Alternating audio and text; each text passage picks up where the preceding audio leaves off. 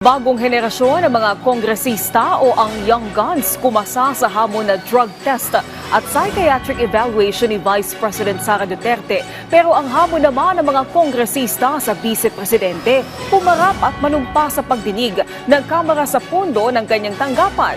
Si Mela Lesmora sa sentro ng balita.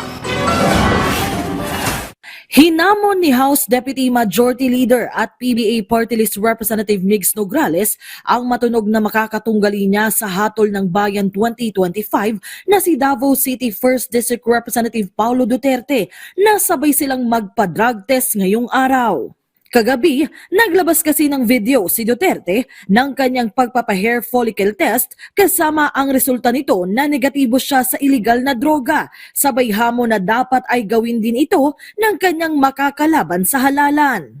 Inaasahang magtatapat sina Duterte at Nograles sa eleksyon para sa unang distrito ng Davao City. Banat ni Nograles, luma naman ang inilabas na drug test result ni Duterte na noong Agosto pa kaya't dapat ay ulitin nila ito sa ngalan ng transparency at accountability.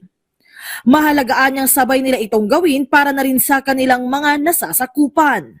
Si Vice President Sara Duterte, una na ring hinamon ang Young Guns o bagong henerasyon ng mga kongresista sa Kamara na magpa-drug test din at psychiatric evaluation. Ayon kay House Assistant Majority Leader Paulo Ortega, payag naman sila rito pero sa isang kondisyon.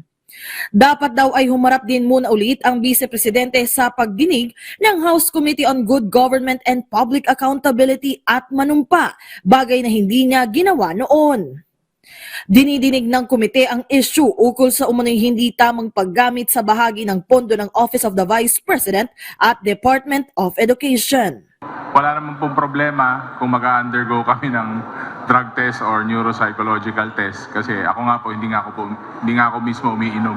So, anytime po 'yan, pero ang challenge po is just to testify under oath, answer the questions specifically from the Committee on Good Government.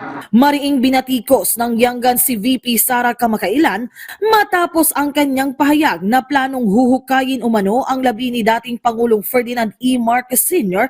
at umano'y pupugutan naman ang kasalukuyang Pangulong Ferdinand R. Marcos Jr. Pumalag din dito mismo ang presidential son na si House Senior Deputy Majority Leader Sandro Marcos at iginiit na sumusobra na ang Vice Presidente. Mela Lesmora para sa Pambansang TV sa Bagong Pilipinas.